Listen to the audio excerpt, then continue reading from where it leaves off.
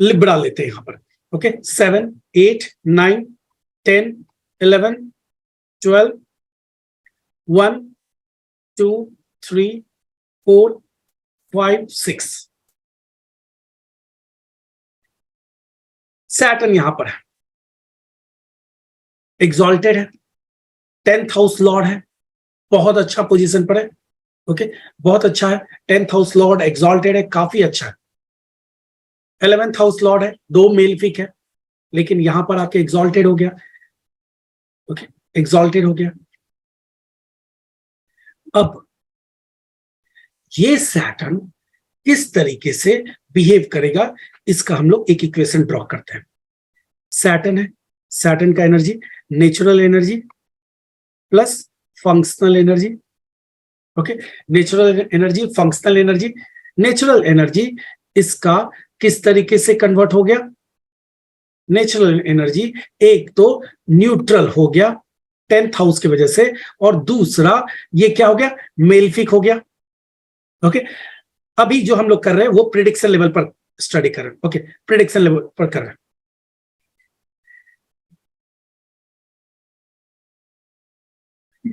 Saturn का natural energy neutral हो गया, जो इसको इस तरीके से नहीं, सैटर्न क्योंकि लग्न ओन कर रहा है, यहां पर हम लोग इसको डिवाइड करें। फंक्शनल एनर्जी के केस में देखेंगे, सैटर्न क्योंकि केंद्र ओन कर रहा है तो ये न्यूट्रल हो गया। ओके ये न्यूट्रल हो गया, ये क्लियर है सभी को। इसका जो नेचुरल एनर्जी है वो न्यूट्रल हो गया बिकॉज इट ओन्स केंद्र। ओके फंक्शनल एनर्जी दो पार्ट में डिवाइड होगा, एक तो केंद्र की वजह से बेनिफिक हो गया और एक 11th हाउस की वजह से मेलफिक हो जाएगा। ओके केंद्र की वजह से बेनिफिक हो जाएगा और 11th हाउस की वजह से मेलफिक हो जाएगा। नेचुरल एनर्जी न्यूट्रल हो गया। यहां पर इस बात को याद रखिएगा, न्यूट्रल कभी भी कंप्लीट न्यूट्रल नहीं होता है। ओके अगर सैटर्न न्यूट्रल का मतलब हो गया कि सैटर्न मैक्सिमम जो डैमेज करने वाला था, मतलब मैक्सिमम जो सेपरेटिव एनर्जी था वो रिड्यूस हो गया। ओके वो बहुत हद तक रिड्यूस हो गया, लेकिन कंप्लीट सैटर्न अब पूरी तरह से उसका जो एनर्जी है वो 0 हो गया, ऐसा कभी नहीं होता है। ओके ऐसा कभी नहीं हो सकता है। आप इसको मैक्सिमम से मैक्सिमम 70 to 80% समझ जाइए कि न्यूट्रल होगा, लेकिन 30 to 20% ये न्यूट्रल नहीं होता है। कोई भी प्लैनेट्स अपना एनर्जी कंप्लीट लॉस नहीं करता है। ओके सो सैटर्न केंद्र को ओन करता है, न्यूट्रल होता है। ओके न्यूट्रल हो जाता है, लेकिन 100% न्यूट्रल कभी कोई चीज नहीं होता है। यहां पर न्यूट्रल एनर्जी है। फंक्शनल एनर्जी कैसा बना, केंद्र का लॉर्ड होने की वजह से बेनिफिक और 11th हाउस का लॉर्ड होने की वजह से मेलफिक। ओके 11th हाउस के लॉर्ड होने की वजह से मेलफिक। ओके ये 25%। ओके 25%, लेकिन यहां पर भी क्या है, यहां पर देखिए एक्वेरियस साइन MTR है, मूल त्रिकोण राशि है। ओके सो यहां पर ये 50-50 में कन्वर्ट नहीं होगा। ओके 50-50 में कन्वर्ट नहीं हो जाएगा। यहां पर आपको ये मैक्सिमम आपको मेलफिक रहेगा एंड कुछ परसेंट आपको ये बेनिफिक रहेगा। क्लियर है ये बात? मैक्सिमम जो एनर्जी है वो क्या रहेगा, मेलफिक रहेगा, बिकॉज जो 11th हाउस है उसमें MTR है, मूल त्रिकोण राशि एक्वेरियस साइन 11th हाउस में। 11th हाउस क्या होता है, मेलफिक होता है। ओके क्या इतना क्लियर है? टाइप सी लग रही इतना क्लियर है तो, टाइप सी लग रही है क्लियर है तो। सैटर्न का कैप्रिकॉन और एक्वेरियस साइन यहां है। ओके सैटर्न किस तरीके से रिजल्ट देगा, सैटर्न का एनर्जी 2 पार्ट में डिवाइड होगा, एक नेचुरल एनर्जी और एक फंक्शनल एनर्जी। ओके 2 पार्ट में डिवाइड हुआ, एक नेचुरल और एक फंक्शनल। हम लोग इजी कैलकुलेशन के लिए इसको 50-50% मान रहे हैं, लेकिन हम लोग को ये मालूम है कि ये हमेशा ज्यादा होता है इससे। ओके ये हमेशा ज्यादा होता है इससे, लेकिन आप इसको ओवरऑल फाइनल जब प्रेडिक्शन लेवल पर जाएंगे तो उसको हम लोग ऐड कर लेंगे, क्योंकि यहां पर कोई जो न्यूमेरिकल जो वैल्यू दे रहे हैं ये कोई एग्जैक्ट न्यूमेरिकल वैल्यू तो है नहीं, सो सिंप्लीफाई कर दिया। ओके सिंप्लीफाई कर दिया गया है। सो अब आप इसको इसको कैसे लेंगे? नेचुरल एनर्जी, क्योंकि ये 10th केंद्र को ओन कर रहा है, सो इसका जो नेचुरल एनर्जी होगा वो न्यूट्रल हो जाएगा। ओके, इसका जो नेचुरल एनर्जी है वो न्यूट्रल हो जाएगा, लेकिन ये न्यूट्रल किस पार्ट में रहेगा? तो 50 का 70%, 50 का 70% वो न्यूट्रल हो जाएगा। ओके, एंड 50 का 30% वो मेलिफिक ही रह जाएगा। ओके, मेलिफिक ही रह जाएगा। हम लोग इसको समझने के लिए कुछ इस तरीके से सिंप्लीफाई कर सकते हैं कि आप इसको ऐसा वैल्यू दे दीजिए, इस तरीके का वैल्यू दे दीजिए कि आसानी हो सके कैलकुलेशन में। ओके, कैलकुलेशन में आसानी हो सके। 50 का 70% कितना होगा? ओके, 50 का 70% कितना होगा? 35। ओके, 50 का 70% 35 हुआ। ओके, इजी कैलकुलेशन कर रहे हैं हम लोग। 50 का 70 जो परसेंट होगा, 70% कितना आएगा? 35। ओके, 35 आया। सो नेचुरल एनर्जी 35% रह जाएगा। ओके, मतलब न्यूट्रल एनर्जी 35% हो जाएगा, और मेलिफिक एनर्जी कितना रह जाएगा? Malefic energy 15%। Clear? 35% neutral energy हो जाएगा, एंड मेलिफिक जो कि 30% रिड्यूस हुआ वो 15% रह जाएगा। इसी तरीके से आप इसको भी डिवाइड कर दीजिए। ओके, यहां पर फंक्शनल एनर्जी कितना रहेगा? फंक्शनल एनर्जी बेनिफिक होने, ये बेनिफिक है और ये मेलिफिक है। ओके, मेलिफिक कितना परसेंटेज है? 70%, और बेनिफिक केंद्र का लॉट कितना परसेंटेज? 30%। सो ये फर्दर आप इसको इस तरीके से ले सकते हैं, ये 35% और ये 15%। Okay, 35% malefic and 15% benefic. Okay, 15% malefic, 35% neutral. Clear है? ये सब क्लियर है? अब आप पहले मेलिफिक कैलकुलेट कर लीजिए। 35 प्लस 15। ओके, 35 प्लस 15 कितना हो गया? ये 0। मेलिफिक कितना परसेंटेज सैटर्न के पास मेलिफिक इन्फ्लुएंस इस चार्ट में रह गया? 50%। एम आई राइट? 50% मैंने कोई कहीं कैलकुलेशन में गलत तो नहीं हुआ? 35 यहां पर हुआ। ओके, एंड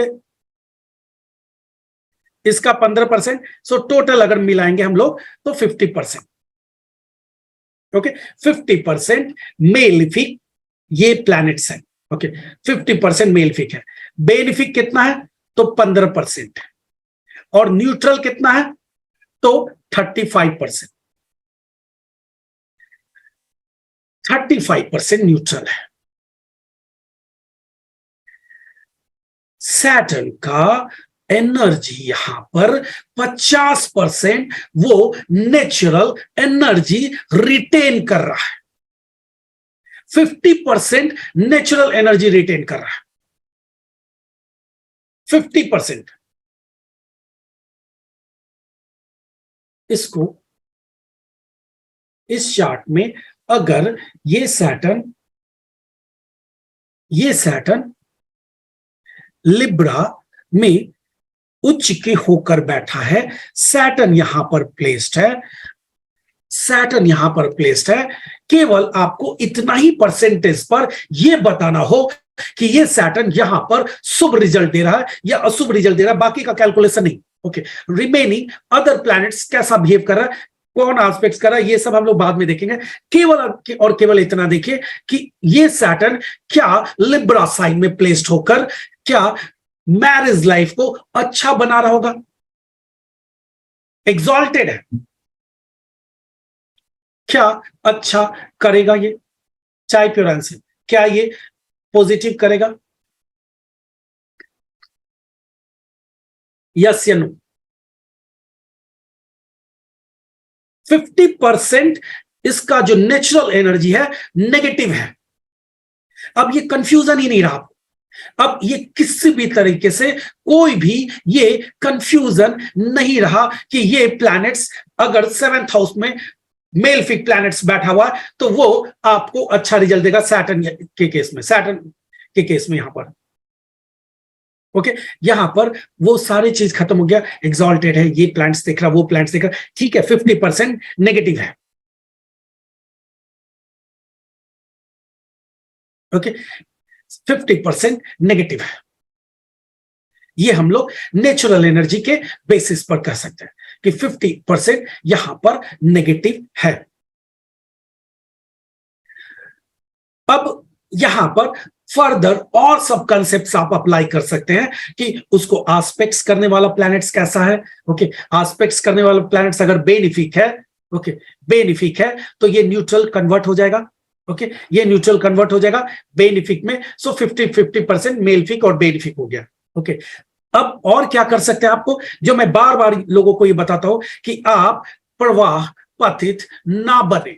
ओके, प्रवाह पतित ना बने, किस्मत के भरोसे ना रहें, एंड आपके पास हमेशा चार्ट के अकॉर्डिंगली विद इन चार्ट के जो बाउंड्री है उसके विद इन आप प्ले कर सकते हैं, उसके विद इन आप अपना प्लानिंग कर सकते हैं, ब्लूप्रिंट तैयार कर सकते हैं।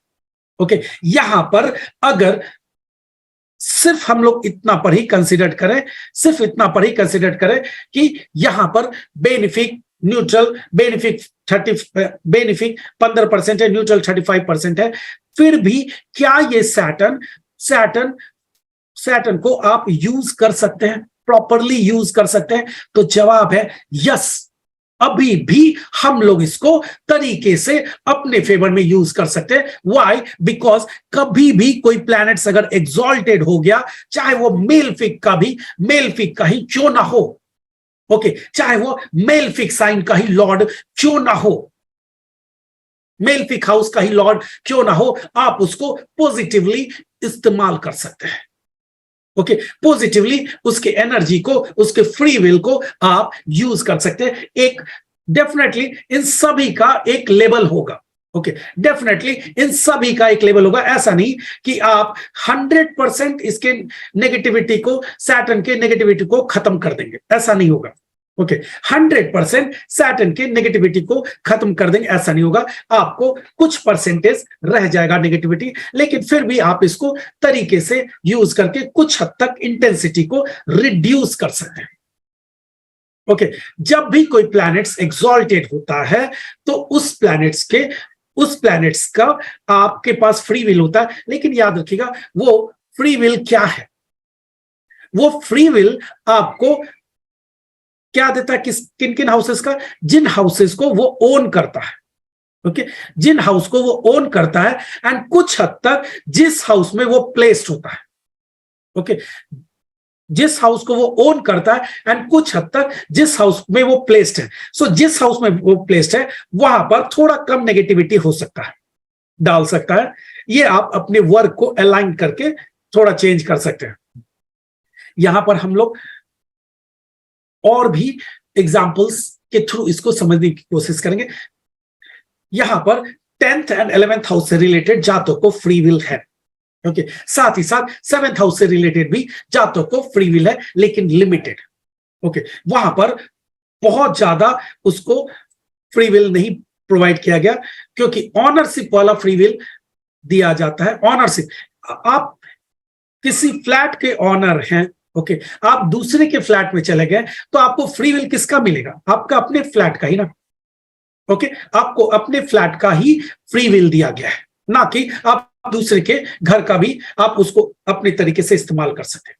लेकिन प्लैनेट क्योंकि जहां भी जाता है वहां भी इन्फ्लुएंस करता है, तो वो उस जगह को इन्फ्लुएंस करेगा, लेकिन अपने तरीके से करेगा, थोड़ा कम इन्फ्लुएंस, कम नेगेटिव इन्फ्लुएंस करेगा।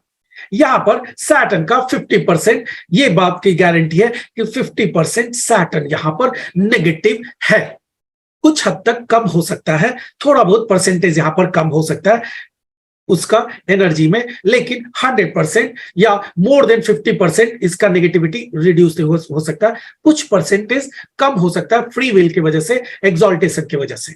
ओके सो अगर ये जातक आपके पास आए और ये कहे कि जातक का मैरिड लाइफ तकलीफदायक है, प्रॉब्लमेटिक है, तो अब आपको कोई आश्चर्य नहीं होगा। आप मैथमेटिकली कैलकुलेट करके बता सकते हैं कि यस, आपका मैरिज लाइफ में प्रॉब्लम होगा। ओके यहां पर मैं एक एक स्टेप्स करके आपको बता रहा हूं, फिर बाद में इन सभी को कंबाइन करके हम लोग प्रेडिक्शन भी करेंगे। ओके प्रेडिक्शन भी करेंगे, लेकिन अगर आप एक एक करके एक एक स्टेप्स को तरीके से समझ जाते हैं, ओके हर स्टेप्स को तरीके से समझ जाते हैं, तो फिर कोई भी प्रॉब्लम नहीं होगा।